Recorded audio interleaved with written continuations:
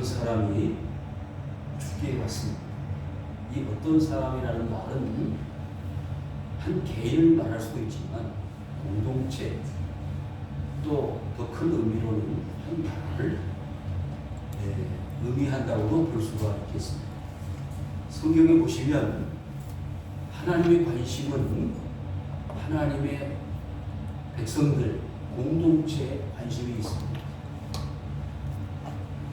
구약시대에 하나님이 나라를 만드실 때에 그 나라는 하나님이 왕이 되시는 나라. 그런데 사람들이 점점 하나님을 배신하고 사람들이 왕을 세우는 나라를 더 기대했습니다. 그래서 하나님의 나라가 없어져 버리고 사람의 나라가 됐습니다.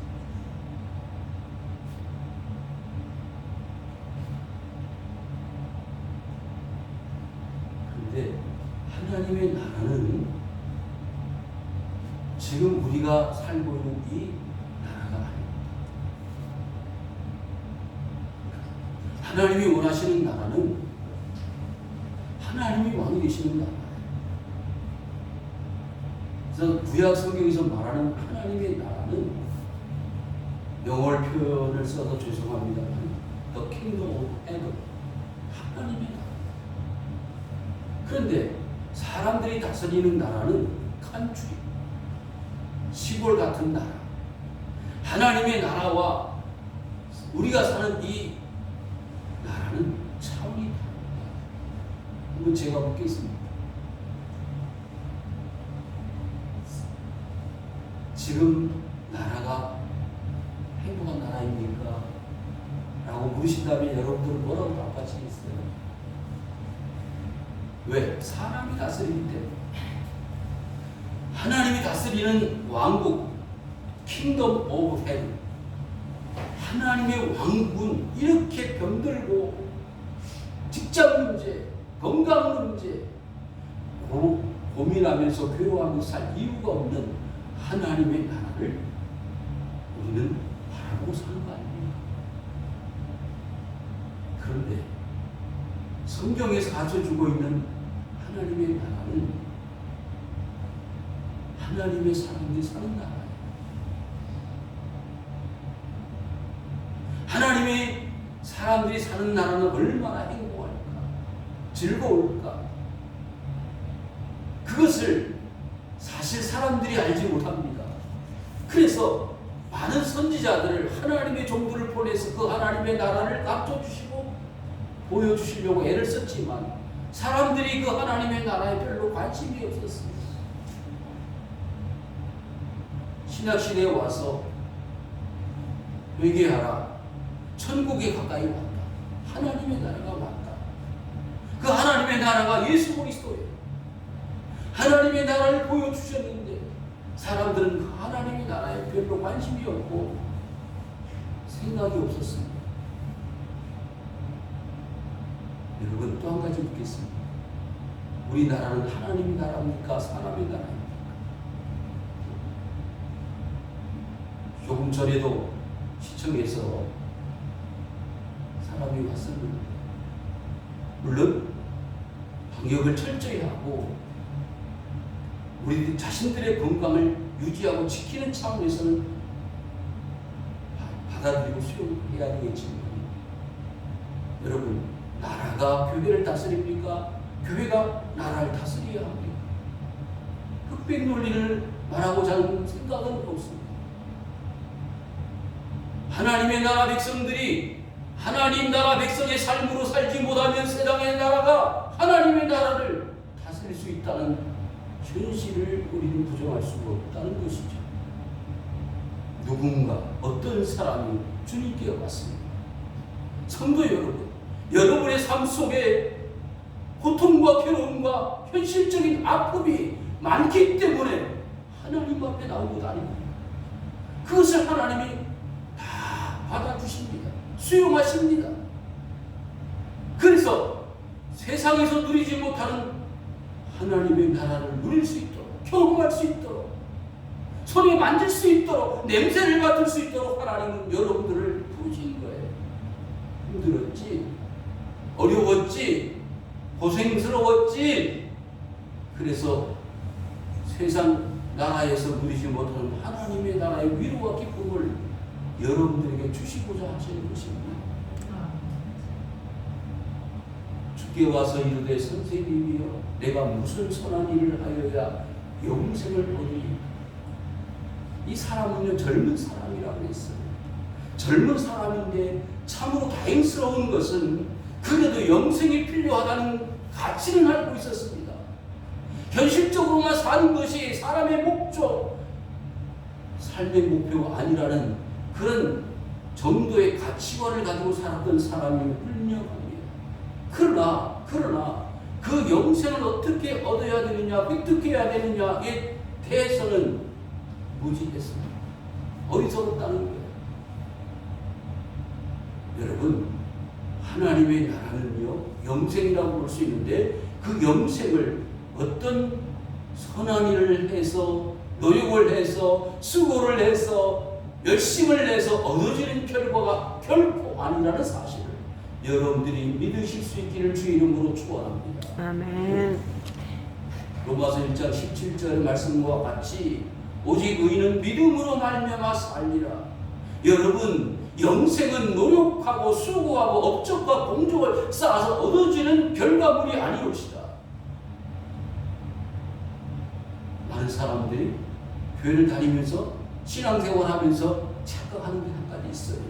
내가 많이 기도했기 때문에, 내가 예배를 열심히 했기 때문에, 내가 하나님 앞에 봉사를 많이 했기 때문에 그 결과로 영생을 주시는 것이 아니에요. 그것은 뭐예요? 상급입니다. 상이에요. 내가 하나님 나라 가서 누리게 될 하나님의 상급이지, 내가 노력해서 수고해서 얻어지는 결과로 영생이 주어지지는 않는다는 거예요. 그렇습니다. 답을 주님께서 이렇게 말씀하셨습니다. 어찌하여 선한 일을 내게 묻느냐? 선한 이는 오직 한 분이시니라. 네가 생명에 들어가려면 계명들을 지키라. 여러분, 계명은요, 율법이고, 율법은 계명이라고 말할 수 있는데, 계명은 어디서부터 시작하고 있는지 우리는 이미 출애굽기 20장에 10계명을 통해서 모세가 하나님으로부터 받았던 말씀이 율법, 계명이라는 사실을 알고 있습니다.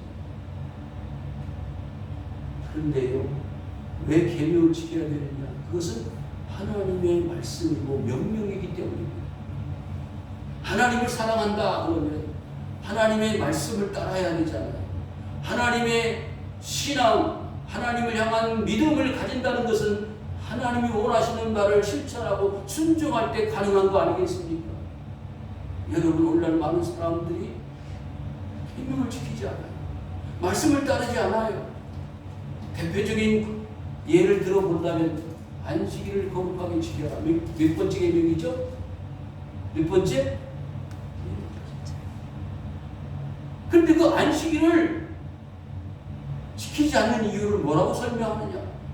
복음을 받아들였고 복음 안에서 자유를 누리기 때문에 율법은 필요 없다고 생각하는 지나친 교만, 복음주의 아닌 복음주의에 빠져있는 사람들이 그런 우를 범하고 있습니다. 실수를 하고 있다는 거예요.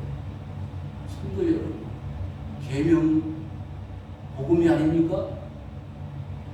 율법은 하나님 말씀이 아닙니까? 천만의 말씀. 여러분들이 주목하고 관심을 기울여야 될 하나님의 명령, 계명입니다. 그 계명은요, 하나님을 사랑하는 자, 그 계명을 지킴으로 하나님을 사랑하는 것이라고 요한일서에 설명하고 있어요. 사랑한다고 하면서, 선한 일을 한다고 하면서 계명들을 지키지 않는다? 있을 수 없는 일이에요. 교회를 다니면서 예수 그리스도를 믿으면서 신앙생활하면서 나름대로 계명들을 자기 신앙에 편리한 대로 해석하고 실천하는 것이 하나님 말씀을 지키는 것이라고 착각하는 많은 현대 그리스도인들이 주목해야 될 내용이 여기에 있습니다. 계명을 내 편의대로 내 생각대로 마음껏 해석하고 설명하면서 계명 아닌 계명을 지킨다고 착각하는 그런 그리스도인들은요, 다시 한번 주목해야 돼요. 왜? 진짜 계명을 지키는 게 무엇인지 이 젊은 청년에게 주님이 말씀하시고 있기 때문입니다. 얼마만큼 철저하게 계명을 지켜왔는지 한번 체크를 해볼까요? 점검해볼까요? 점수를 매겨볼까요? 내 삶이 얼마만큼 하나님 말씀 중심으로 살아왔는지 한번 점수를 매겨볼까요? 이들의 어느 계명이 옵니까? 이 젊은 사람은요, 어떤 사람은요, 벌써 잘못 판단하고 있는 것이 하나 있습니다. 뭐를? 계명을, 말씀을 자기 나름대로 생각하고 있는 것입니다. 뭐라고요? 어떤 계명을 내가 지키지 않았습니까? 다 지키고 있었는데, 지켜왔는데 어떤 계명을 내가 지키지 않았습니까? 라고 묻는 거예요. 네가 생명이 들어가려면 계명들을 지켜라. 내 나름대로는 율법 시대, 모세 이후 시대에 내가 부모로부터 조상들로부터 계명을 받은 대로 잘 지켜왔는데 무엇이 문제가 아니겠습니까? 계명들을 지키는 것이 영생을 얻는 길이라면 나는 아무 문제가 하자가 없습니다. 마땅히 나는 하나님의 영생에 들어갈 수 있는 충분한 자격자가 되리라고 생각합니다. 라고 자신감이 철철 넘쳤습니다. 그래서 예수님은 이렇게 말씀하셨습니다. 계명을 다시 가르쳐 주시는데, 살인하지 말라, 간음하지 말라, 도둑질하지 말라, 거짓증을 하지 말라. 이미 알고 있는 내용이에요. 모르는 바가 아닙니다. 이미 너무 많이 들어서 알고 실천해 오는 이 계명을 다시 예수님께서 이 젊은 사람에게, 청년에게 가르쳐 주는 이유가 무엇일까요? 다시 생각해 봐요. 다시 적용해. 진짜 내가 계명을 지켰는지. 지금까지는요, 이 젊은이는 아무 양심에 가책이 끼져지지 않아요. 깨달아지지 않습니다. 잘 들어보십시오. 여러분들 얼마만큼 하나님 말씀을 지켜왔는지를 이 젊은 사람과 한번 비교해서 점검을 해보시라는 말씀입니다. 내 부모를 공경하라, 내 이웃을 내 자식과 같이 살아라 하시는 것입니다. 사실 십계명 하나하나를 우리가 짚어봐도 너무 부족해요. 너무 문제가 많아요. 그런데 이 젊은이는 어떤 신앙의 용기, 담대함을 가지고 아무 문제가 없는 것처럼 당당할 수 있는지. 뭐라고? 20절. 그 청년이 이르되 이 모든 것을 내가 지키었사오니 아직도 무엇이 부족합니다. 얼마나 대단해요. 저는요, 이런 사람을 한 번도 본 적이 없습니다. 그렇죠? 여러분 십계명 다 지켰습니까? 라고 하면 한 명도 십계명 잘 지켰다고 말하는 사람 본 적이 없는데, 이 젊은이는 다 지켰다는 거예요. 어떻게 이렇게 말할 수 있어요? 참 대단한 용기고, 나쁘게 보면 지나친 율법주의에 착각에 빠져 있는 거예요. 어떻게 십계명 율법을 다 지켰다고 말할 수 있겠습니까? 무엇이 부족합니까? 난 다 지켰습니다. 그러면 내가 영생을 얻는데 아무 문제가 없군요. 그런데 보세요. 이 어떤 사람이요, 젊은이가요, 한순간에 무너진 것을 보게 됩니다. 자기 중심적인 자기 생각에 사로잡혀서 신앙생활, 믿음생활을 자기 위주로 했던 이 젊은 사람이 얼마만큼 잘못되어졌는지를 예수님이 전공을 찔러가지고 무너뜨리시는데, 오늘날 많은 그리스도인들이 이 주님의 엄미하신 말씀 앞에 굴복하고 무릎을 꿇어야 될 줄로 믿습니다. 왜? 오해의 착각이었기 때문에. 오해, 착각. 내가 지금까지 살아왔던 신앙의 방법과 노하우가 얼마나 모자라고 부족했던지를 여실히 보여주는 말씀이 오늘 본문에 있다 이 말이죠. 예수께서 이르시되 내가 온전하고 잔치인 데 가서 내 소유를 팔아 가난한 자들에게 주라. 이게 대신이에요. 왜? 왜 이런 말씀을 하셨습니까?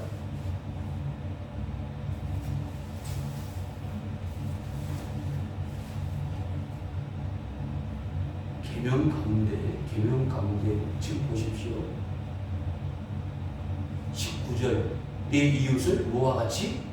내 자신과 같이. 내 자신과 같이. 오늘 아침에 뭘 드셨죠?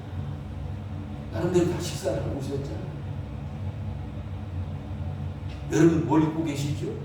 나름대로 다 입고 계시잖아요. 그러면 내 먹은 음식을 동일하게 먹지 못하는 형제가 있어요. 나와 똑같이 옷을 입지 못한 이웃이 있어요. 그런데 그 이웃을 어떻게 하라고요? 내 몸과 같이. 내가 먹은 음식, 내가 입은 옷, 내가 잠을 자고 있는 집같이. 그런 뜻이 아니겠습니까? 그러니까 그 계명 율법 중에서 한 부분을 꼭 집어서 설명을 했는데 이 청년은요 뭐라고 답을 할 수가 없는 거예요. 어떻게 하면 좋아요? 그렇게 자신감이 펄펄 넘치던 이 청년이 무엇이 부족하냐고 다 지켜왔는데 그 주님의 이 한 말씀에 자신감이 상실된 거예요. 방법이 없어지는 거예요. 여러분, 신앙생활은요 내 마음대로 되는 게 아닙니다. 내 생각, 내 뜻, 내 방법대로 되는 게 아니에요. 뭐예요? 주님이 원하시는 하나님이 말씀하시는 말을 내 삶에 실제로 실천할 때 가능해지는 겁니다. 그리하면 하늘에서 보화가 내게 있으리라. 그리고 와서 나를 따르라. 여러분, 길이 멀어 보입니까? 가까워 보입니까? 네? 가까워 보여요? 멀어 보여요? 멀어 보이지 않아요? 지금 이 사람은 율법을 다 지켰어요. 그래서 당연히 그냥 한순간에 영생을 얻을 것이라고 생각을 하고 왔는데 길이 지금 만만치가 않아요. 어려워요. 힘들어요. 다 팔고서도 어떻게 하라고요? 나를 따라가고. 주님을 따라가는 게 쉬운 일이에요? 어려운 일이에요? 어려운 일이옵시다. 이미 12명의 제자를 뽑아가지고 그 제자들과 함께 갈릴리 유대 지역을 순회하면서 복음을 전하는데 그 예수 그리스도를 중심으로 한 12제자의 삶의 모습을 보면 어떠했어요?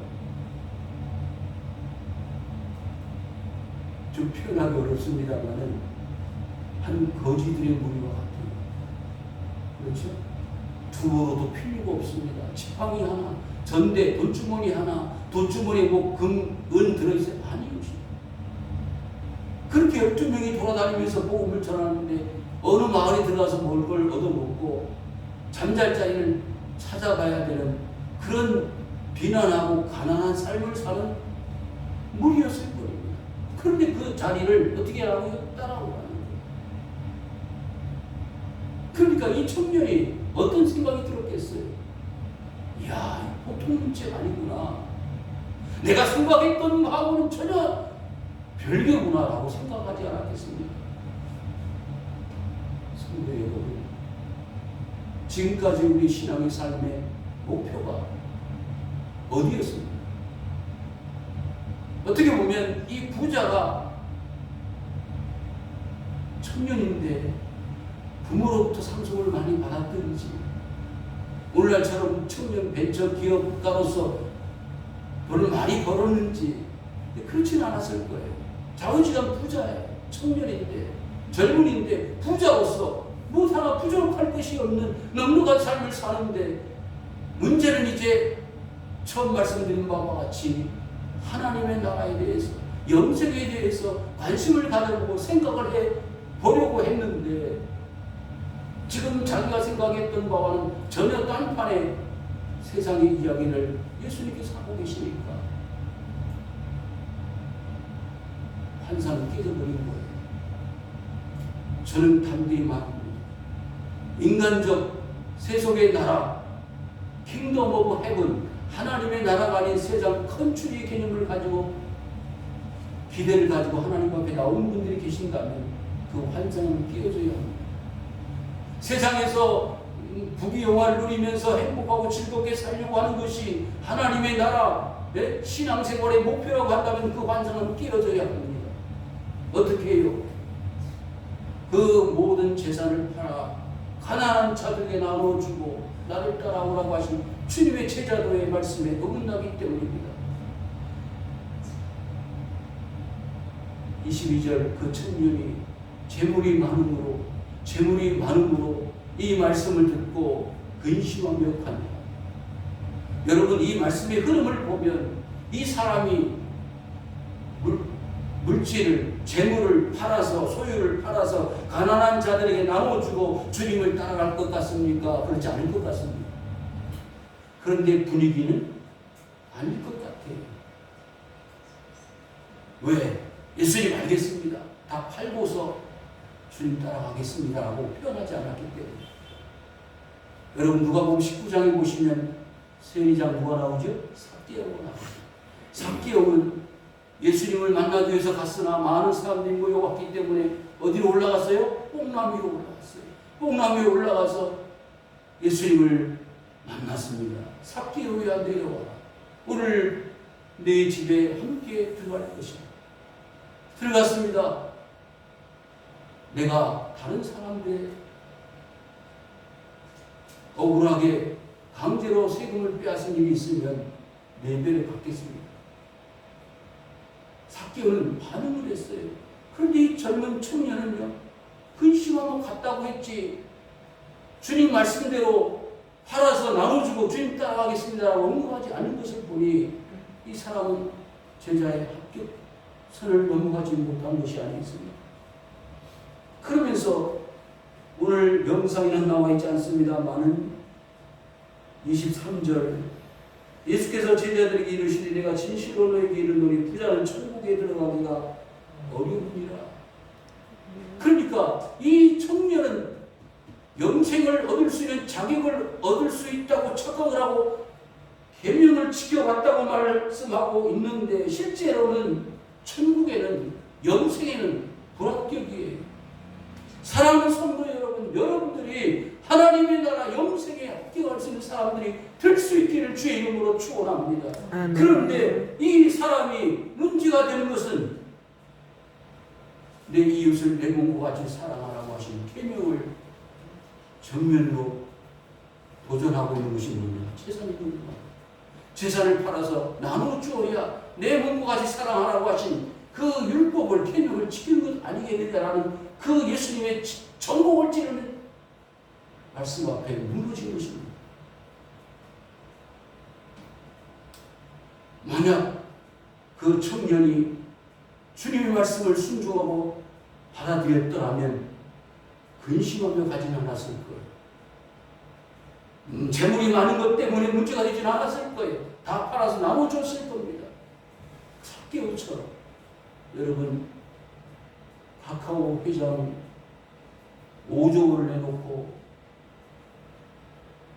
자기 재산의 50%를 내놓았는데 쉬운 일이 아니겠죠.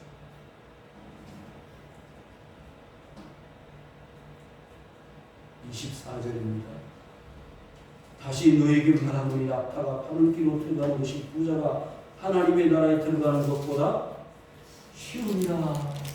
여러분, 이게 어떤 뜻일까요? 과장법이긴 하지만 낙타가 바늘구멍으로 들어가는 것이 부자가 천국에 들어가는 것보다 어렵다, 쉽다? 어렵다. 차라리 낙타가 바늘구멍으로 들어가는 것이 쉽다. 뭐보다? 부자가 천국에 들어가는 것. 그것은 뭘 강조하는 것일까요? 부자는 재물 때문에 천국 가는 것이 어렵다는 걸 강조하는 거죠.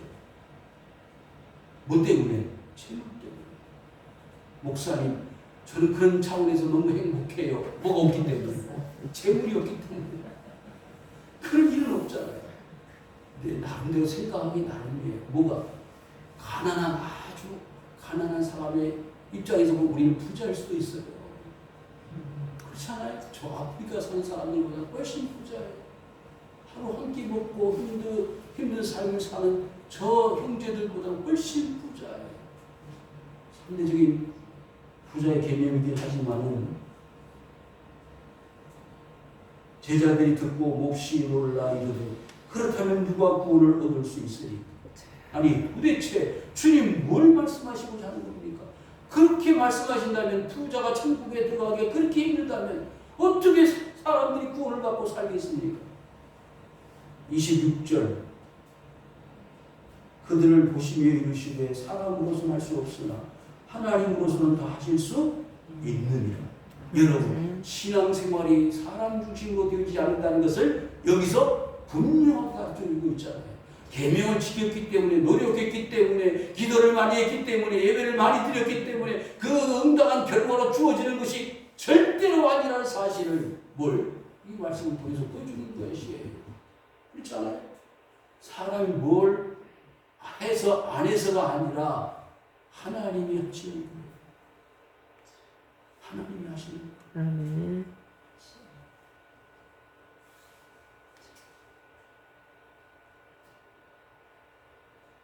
마지막으로 한 말씀 더 드리고 마치겠습니다. 28절 한번 다 같이 합독을 하시겠습니다. 28절 예수께서 이르시되 내가 진실로 너희에게 이르노니 세상이 새롭게 되어 인자가 자기 영광의 보좌에 앉을 때에 나를 따르는 너희도 12보좌에 앉아 이스라엘 12지파를 심판하리라. 아멘. 하나님을 따르는 자요. 이렇게 어렵게 구원을 얻은 자가 어디에 간다고요? 영광의 보좌에 앉을 때. 그 영광의 보좌에 앉을 때부터 함께 그 자리에 가는 거예요. 아멘. 그 영생 아닙니까? 사람으로서는 할 수 없어. 인간으로서는 어떻게 노력과 수고를 해도 불가능한 일이 하나님으로서는 할 수 있는 일이기 때문에 하나님께 맡기는 거예요. 하나님께 의지하는 거예요. 성도 여러분, 지금까지 내 방법, 내 생각대로 신앙생활을 해봤다면 어떻게 해요? 생각을 바꿔야 돼. 어떻게? 하나님 말씀 중심으로. 그렇잖아요. 이 젊은 청년이 그런 생각을 가지고 왔더라면 좋았을 뻔했는데 아직도 깨어지지 못하고 변화되어진 육신의 몸으로 예수님께 왔기 때문에 재물 많음으로 근심하며 돌아가는 그냥 세상의 사람일 뿐입니다. 성도 여러분, 이 어려운 때에 하나님 앞에 나올 때 이런 마음으로 나오지 않고 어떤 마음으로? 하나님, 나는 아무것도 아닙니다. 나는 이 세상에 먼지만도 못한 존재였는데 주님 나를 사랑하시고 그리스도 예수를 알게 하시고 주님 앞에 나오게 하시고 주님 앞에 굴복하게 하시고 내 자신의 죄임을 깨닫게 하시고 믿음으로 주님을 바라볼 수 있도록 우리 주심을 감사합니다. 아멘. 내가 천국에 가는 것은 내 의고 내 수고 노력 어떤 힘을 써서 이루어진 공적이 아니라 십자가에 달리신 예수 그리스도의 보혈의 피로 가능한 것임을 믿습니다. 아멘. 그렇게 내 마음속에 동의가 이루어지고 그것을 주님 앞에 고백할 때에 지금 말씀드린 이와 같은 이스라엘의 12지파를 심판하는 권세를 누리게 될 줄 믿습니다. 하나님이 그걸 원하시는 거예요. 하나님 나라 가는 게 쉬워요? 어려워요? 쉬워요? 어려워요? 어렵습니다. 그 어려운 것을 누굴 통해서? 하나님을 통해서 여러분들에게 보여주시는 거예요. 다 교회 다닌다고, 다 믿는다고 되는 게 아니에요. 그 가운데서 하나님이 정의로우신 사람들만, 하나님께서 택하신 자들만이. 그래서 여러분들이 이 시간 하나님 앞에 고백할 것은 하나님 나를 구원해 주신 것 너무 감사하고 너무 고마워요. 그런 감동이 있기를 바라는 거예요. 하나님이 그것을 지금 보시기 원하시는 거예요. 다른 사람은 다 세상 길로 갔지만 그래도 하나님 앞에 나와서 예배를 드리고 믿음으로 살아야 되겠다. 영생의 길 가야 되겠다. 주님의 뒤를 따라가는 제자가 되어야 되겠다고 오신 여러분들은 그 주님의 마음에 흡족한 사람은 합격자들이 아니겠습니까? 그런 은혜가 넘치시는 성도들 되시기를 주의 이름으로 축원을 드립니다. 아멘. 기도 아버지 하나님 고맙습니다.